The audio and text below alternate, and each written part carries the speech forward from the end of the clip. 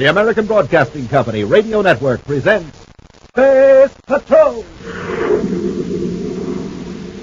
High adventure in the wild, vast reaches of space. Missions of daring in the name of interplanetary justice. Travel into the future with Buzz Corey, Commander-in-Chief of the Space Patrol! In today's transcribed Space Patrol adventure, Buzz and Happy are on Neptune, following the criminal Ralph Bulger into a deserted factory building.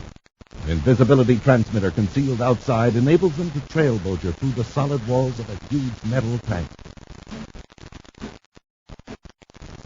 Oh, it sure is dark in here. Now's a chance to close in on Bulger, and you step through the other side of the tank. Rush him. Yes, sir. Hey! Oh! Commander, the wall is solid. We can't get through. Something happened to the invisibility field transmitter. We're sealed inside the tank. We'll be back in a moment with the thrilling story, Escape from Neptune.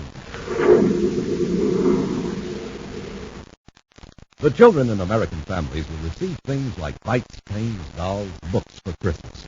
But there are many children in the world today who would be happy if they had enough to eat on Christmas Day. Thousands of children in Europe, Asia, South America, the Philippines, and Korea are suffering from inadequate food, lack of clothing, and cramped living quarters. Include these children on your gift list. For $1, CARE will send 28 pounds of food abroad in your name to an orphanage or a needy family. If you can spare more than $1, fine. Send your contribution to Food Crusade, CARE, C-A-R-E, CARE, New York, to any local CARE office, or to CARE through any Railway Express agency. And now today's Space Patrol adventure, Escape from Neptune. For several weeks, a feeling of insecurity and fear has been spreading throughout the United Planets. Despite the relentless efforts of Commander Corey and the Space Patrol, a master criminal continues to strike where he pleases, under the protection of an electronic device that renders him invisible. At the present moment, the criminal Ralph Bulger is making use of a temporarily inactive factory building in the capital city of the planet Neptune. Bulger stands glowering down at an elderly man who lies exhausted on a crude bunk. You had enough rest, Rayburn. Get back to work. I can't work anymore, Bulger. I'm completely worn out. Let me alone, please. Now you listen to me. I've got to have another invisibility field transmitter right away. I only got one before he captured the other one. Now get up and into the workshop. I had enough of your stubborn attitude. If you think Corey's going to rescue you, forget it. The Space Patrol isn't even looking for you. That's not true. Well, isn't it? Corey thinks I stole your invisibility equipment, and then I got rid of you. That is right. Your life depends on one thing, Rayburn. Your usefulness to me.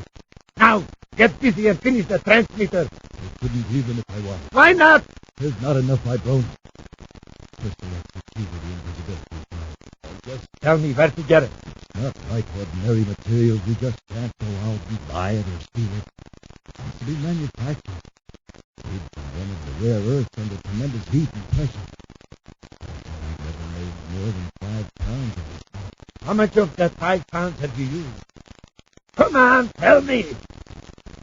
First, about a pound and a half. So much waste. It will have to be ground down with braces. And there is still about 3.5 pounds of vibronium in existence. Perhaps, but I don't know where it is. Who worked with you on that invention? No. Don't lie to me! A moment ago, you said we never made more than 5 pounds of that stuff. Now, who is we? It was some time ago. I don't remember. I've had a lot of different assistants over the years. Now, don't tell me you don't remember we worked with you on an invention as important as this. Yeah. You got to have help to build a transmitter. Someone who knows what they are doing. I'm going to bring the assistant of yours here to Neptune City. No, you can't do that.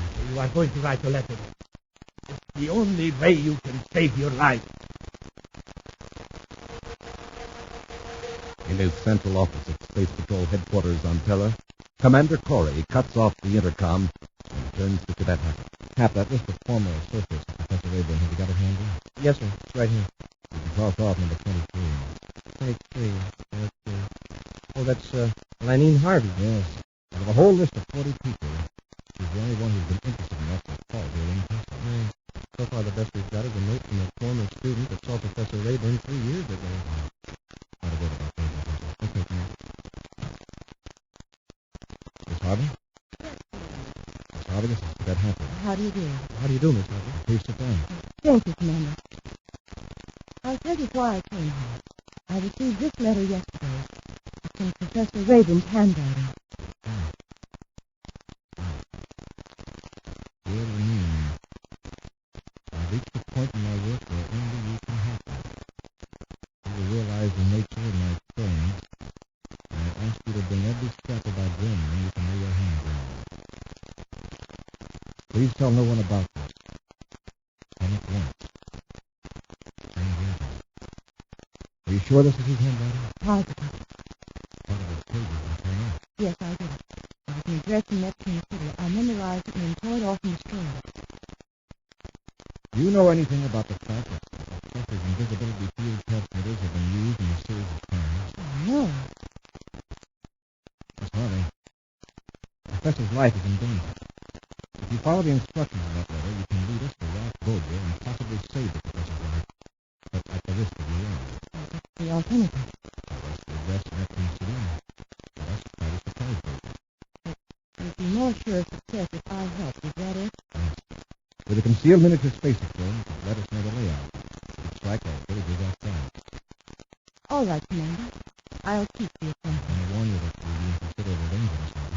I know. But if I go to Neptune City, I'll be in danger at a certain time and place. If I don't go, I'll never be safe anywhere or any time. Until Boger's captured, it's clear of us. Thank you, Miss Harvey. I'll get a miniature space phone for you, then you can proceed to Neptune City. In his hideout in Neptune City, Ralph Boger receives a spacephone call from Chip Gettner, one of his agents on Terra. We'll be on the Green Star Special, Morgan. That'll bring her to Neptune tomorrow about 1300 hours. Has she contacted anyone? I don't think so. Spent a couple of hours in the scientific library. Came out a different X than I wasn't so much. For how long? Not more than 20 minutes. I picked her up again on Terra Boulevard, the United Planets Park. Yeah, I guess he's right near Space Patrol headquarters. Yeah. Now that you mention it. She should have visited headquarters. Might have, but she didn't act like it. It's a brilliant remark, Gettner. Just how does a person behave after he has been in Space Patrol headquarters? Is there something different about him? Well, no. What I meant was... Listen, Gettner. We are going to change our plans slightly. If Lanine Harvey talks to Corey, he may be watching that address here in Neptune City. So what? You'll be invisible and so will me. Corey has one of those field transmitters. You'll have to get the girl before she gets to that address. Can you get to Neptune before she dies? Sure. If I blast off right away. Well, do that. I'll put the invisibility transmitter in a surface car and meet you at Neptune City Spaceport. We'll grab the girl before she gets anywhere near the place where she expects to meet Rayburn. Several hours later, a surface car moves slowly along the street in Neptune City. Both the car and the two men in it are invisible to the throngs along the busy thoroughfare. Moreover, the field generated by the transmitter enables them to pass through matter in its normal state. Thus, the stream of traffic is completely unaware of the existence of the invisible car and its occupants. Slow down a little, Gettner. The girl is stopping to look in the store window. Moving on now. She's heading right toward the car. Stop the car. Do not touch that field transmitter. It's set just the way I want it. Several blocks away, near the address given them by Lanine Harvey, Buzz and Happy keep close watch on an apartment building through electronic spectacles. Like Boger and Gettner, they too are in a surface car made invisible by an ultra-vibration transmitter. Miss Harvey should be here pretty soon, Commander. Yes. Now remember, Hap, we don't move until she's inside and has a chance to let us know the setup. If the Boger stays with her and doesn't give her a chance to use the space equipment. We can tell a lot by the conversation. At least to know how many we've got to fight. Let go of me. in trouble now. Soldier steps in where he expected. Now let's find out where she is. Help me. Help me, someone. No one in this plant will see you were here. Soldier. You're hurting me. Then stop jumping. Come on, get in the car. He must have grabbed her right on the street. My eyes.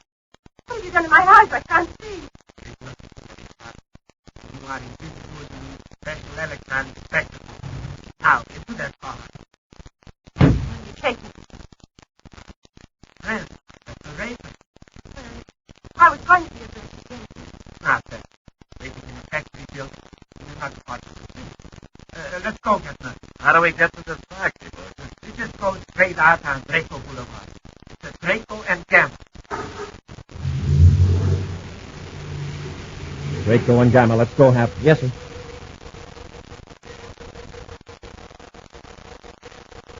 Protected by the invisibility field, Buzz and Happy drive to the deserted factory building at Draco and Gamma. Their electronic spectacles enable them to see another car perform the amazing feat of passing through a solid fence. Swiftly, Buzz adjusts the field of their own transmitter. Then he and Happy get out of the car.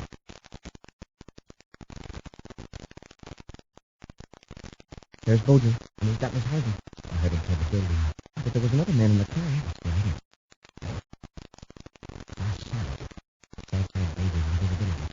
The man in the car can't see us even through the young electronic spectacles. What we've got to do is follow Bolger and the girl. Right, come on. Bolger's carrying his portable transmitter into the building. Yeah? There they go, right through the wall. That's going to have to keep them in sight.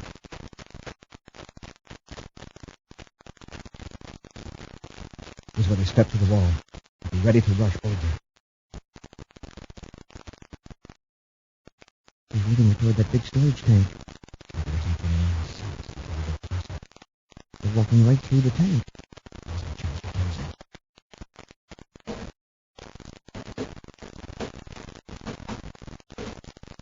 It's sure dark in here. And they step through the other side of the tank.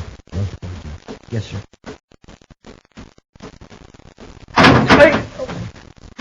Commander, the wall is solid. We can't get through. Something happened to the invisibility field transmitter. We're sealed inside the tank.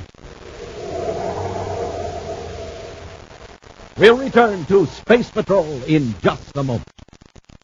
The United States has seen many changes in the past dozen years, all pointing to a still better way of living.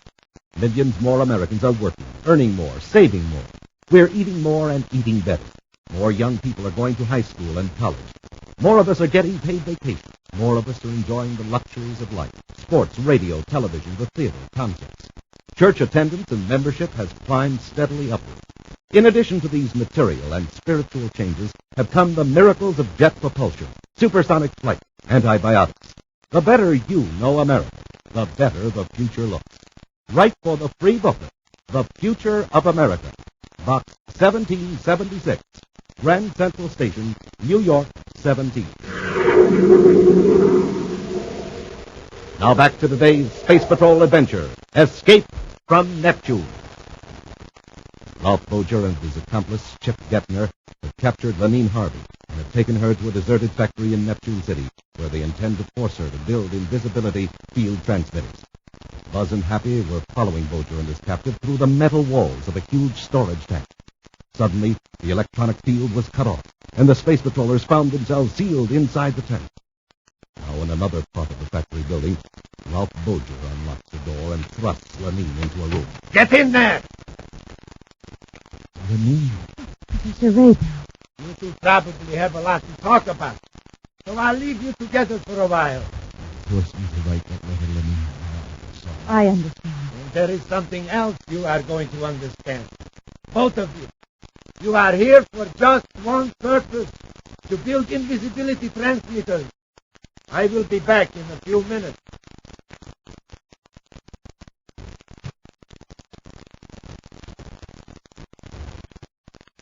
Myself to write on that letter, but you have no idea the thing is torture. Please, Professor, I don't blame you. Right now, we've got to think of a way to help Commander Torrent. He's in a worse fix than we are. Yes, we thought of that. Belgium has shown Getner sealed the command in a big storage tank. I don't know what it is they're up to until it's too late. I heard a sound inside the tank. I realized the commander was in prison. I think Cadet Happy's in there with him. survive for some time Unless what? the tank can be filled with gas. There's a compression chamber next to the tank filled with flammable. That's deadly poison. It doesn't occur to Bolger to turn that valve. He's done. I saw him while we were near the tank. I twisted the valve as he walked past. I didn't think about it. How much time have we got?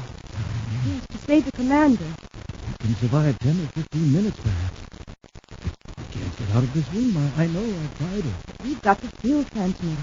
It's no good without the belts. We couldn't walk through the wall unless we were wearing belts with the control units turned on. The commander and the cadet are wearing belts. That's how they got into the tank in the first place. If we could focus the field toward them... It's worth a try. Quick, Professor. Turn on the transmitter. Don't be the last one.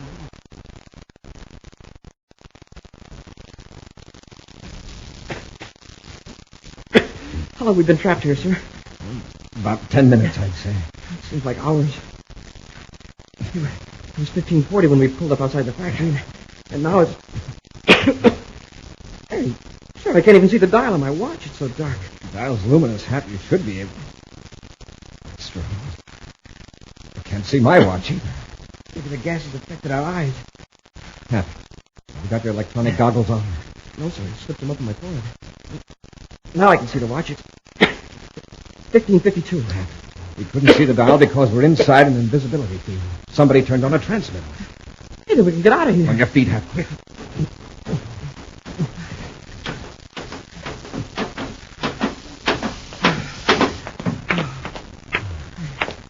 We made it. Yeah, careful, Hap.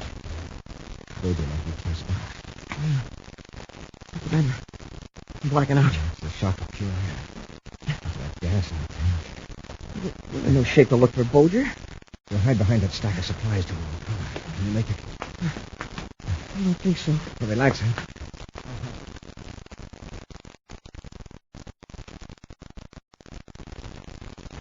I hope we got it focused right, Professor. I think so. The trouble is, in that dark tank, they might not know the field is on.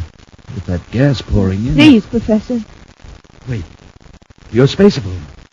You can tell them. Why didn't we think of that before? I did think of it. I didn't dare turn it on unless Bolger and his partner are here with me. Yes, I see what you mean. If they have space at home, or happen to be near the commander, your voice would give away the whole thing. Someone's coming. What about the field transmitter? Keep it on. So you see, Lenine, all I did was devise circuits to combine and control the effects you and I discovered years ago. Well, I am glad to see you have decided to cooperate. Wait a minute. Is that thing on? I was merely demonstrating to Miss Harvey the sequence of operations. Shut it off, quick! Of course, if you say so. I wouldn't want the field to penetrate the storage tank, although it wouldn't make any difference now. Oh, what do you mean? You didn't know it, Miss Harvey, but Commander Corey and Cadet Happy are in the tank. You'll never be troubled by Corey again. Did you go inside the tank? With all the poisonous gas in there? Don't be foolish. Now, come with me, both of you. Where are you taking us? We are blasting off for Sapling. Gettner has taken the field transmitter out of the commander's car. Now, I will take this one and we will go to the spaceport. Bolger, listen. The professor's very ill. Acceleration of the space flight would be dangerous. I never thought of that. Rayburn, now that we have two complete transmitters as models, do you think Miss Harvey could do the work alone? Answer me! Of course I could. That's splendid. Then there is no use taking a useless old man along. We'll let the professor go through. I cannot have him running to the space patrol until we are safely away from Neptune. And this ought to keep him quiet for a few hours. You big boy. Stretching an old man. If you give me any trouble, Miss Harvey, you will get the same treatment. Now, let's go. You lock the door. I have a ray gun in one hand and the transmitter in the other. You can't lock him in here. He'll never get out. The space patrol will probably find him in a few hours when they come looking for Corey. Now, do as you're told. Come on. Gettner is waiting in the car. Fully recovered from their ordeal in the storage tank, Buzz and Happy carefully searched the factory building. That place seems unnaturally quiet, sir. There's no invisibility field around. I think Bojan and his pal probably took their two factories and got around. I've been hoping our spacephones would come to light with a message from Miss Harvey. Try this right here. I'll cover you with a radar. Yes, sir.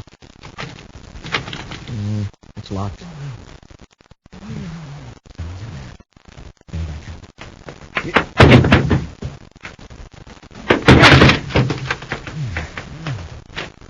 Smoking rockets. Professor Rayburn. Commander. Yes, sir. Lenine, they're taking her to Saturn. Bojan and Getner. They thought you were in the tank. They've taken Lenine to Saturn. Here on Saturn. I don't know. Professor, did Miss Harvey mention the miniature space account? Yes. Does she still have it? She didn't. Bojan took her away. She was afraid to use it. Professor will take you to a hospital, and you'll blast off for Saturn. With Professor Rayburn safely in a doctor's care, Buzz and Happy rushed to the Terra 5 and launched themselves into space toward the planet Saturn. Not a sign of a ship in the viewscope, sir. Bojan might have made his ship invisible. Well, how are we ever going to find them? We probably won't find them out in space. But after they land on Saturn, they'll have to shut off that transmitter sometime, and every city on Saturn has been alerted. Attention, any space explosion. This is an emergency. It's Miss Harvey. You can clear up that signal, huh? Yes, sir. Space Patrol Unit. This concerns Commander Torres. Listen carefully. We must be close to Boja's ship to pick up that signal. Turn the spacephone transmitter to that special frequency. Commander Corey calling Lenine Harvey. Commander Corey calling Lenine Harvey. Commander, you're alive. Yes, thanks to you. Professor Rayburn told us how you focused the beam on the storage tank. Professor, is he all right? Yes, he's resting at Neptune City Hospital. Now, let's see what we can do about you. You're in Boja's ship, right? Yes. In an aft compartment on the starboard side. I hope they can't hear the space phone. No, not unless they suspect something and tune to this special frequency. Have to get a fix on the mean signal. Yes, sir. Boja's ship is invisible, I suppose. Yes. They're headed for Saturn. That's all I know. Well, just follow these instructions and we'll be able to find you. Hold your spaceophone against the bulkhead of your compartment.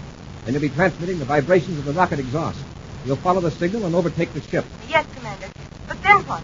The field on the two ships are entirely different types of matter. I'll put on a spacesuit and jump from this ship to Boja's. Once I'm inside the invisibility field, my vibration rate will be the same as yours. Yes, that's true. And I can come in through the airlock with an atomo torch if necessary. Commander, if something goes We've wrong... talked long enough, Miss Harvey. Put the spaceophone against the bulkhead. All right, Commander. And good luck. I've got a fix, Commander. We're gaining on Boja. Good. Keep the ship on course, Hap. I'll get into a spacesuit.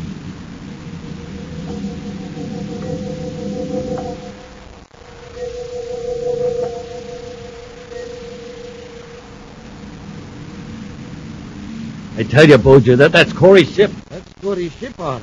But that doesn't mean he's in it. The Space Patrol probably searched the factory and found old man Rayburn. He tells them we're headed for Saturn. Corey's still in the tank. Maybe. Look at that ship.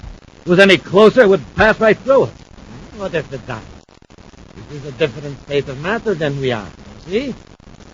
Now, it's shooting clear ahead of us.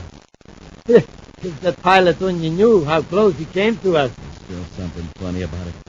With all of empty space to fly in, that ship followed us like a dog chasing a rabbit to a hollow log. It is strange. But obviously no one in the ship saw it. In a few minutes it will be out of sight. Boja, that girl back there. I suppose she could have signaled a space patrol? How could she? She's locked up. I'm going back aft to make sure. All right, Getman. Something funny's going on here. I can feel it.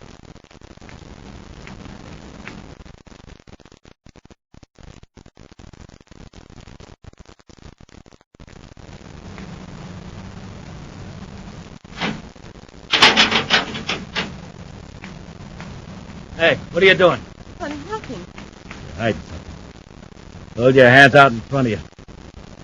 I said hold your hands out. Oh, you're hurting Let me me. see those hands. Well, that's how Corey's ship followed us. When I get through with you, you won't be able to move, let alone talk. Let go of her, getting up. Commander, It's a little awkward fighting in a spacesuit. I'll take it off before I go up after Boja. can I do anything to help? Yes. Keep getting his ray gun, keep an eye on him. When I get out of this suit, we'll lock him in the compartment.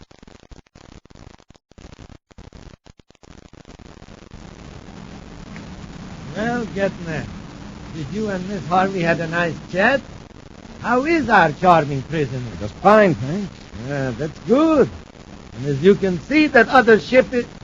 Hurry! Get away from those controls, Gettner! Help!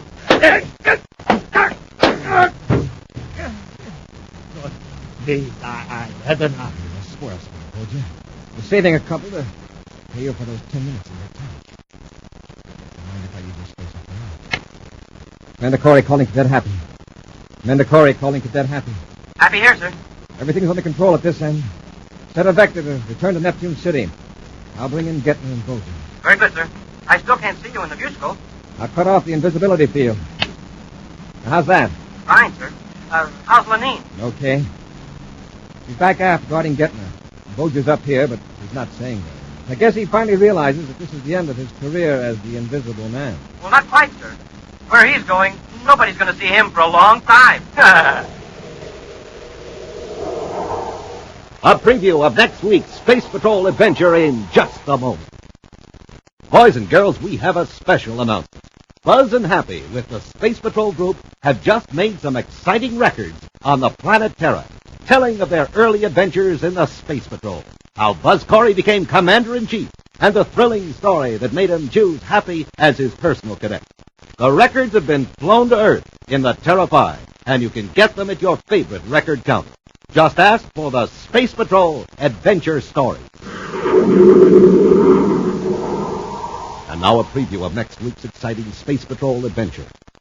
Buzz is at the controls of a strange spaceship in another galaxy, with Happy nearby in the Terra-Fi. In contact by miniature spaceophone, they plan the rescue of a fellow Space Patrol pilot. That enemy ship is gaining on Northfield, Commander. If I pulled ahead now, maybe I could draw him off. No, Happy, get you and Northfield both.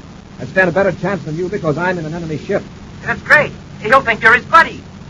Stick close, Hap, as though the Terra-Fi were still captured. Yes, sir.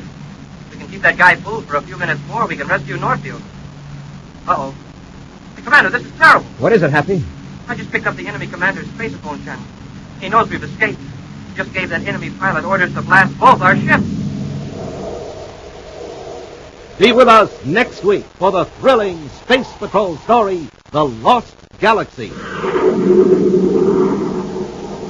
Space Patrol, created by Mike Moser, starring Ed Kemmer as Commander Corey and Lynn Osborne as Cadet Happy, was written by Lou Houston, produced and directed by Larry Robertson, executive producer Helen Moser. Other players were Virginia Hewitt, Bella Kovach, and Ken Mayer. Lee Zimmer speaking. Don't forget to tune in next Saturday at the same time for exciting adventure on Space Patrol. This program is broadcast to our armed forces overseas through the worldwide facilities of the Armed Forces Radio Service. Space Patrol came to you transcribed from Hollywood. This is ABC Radio Network.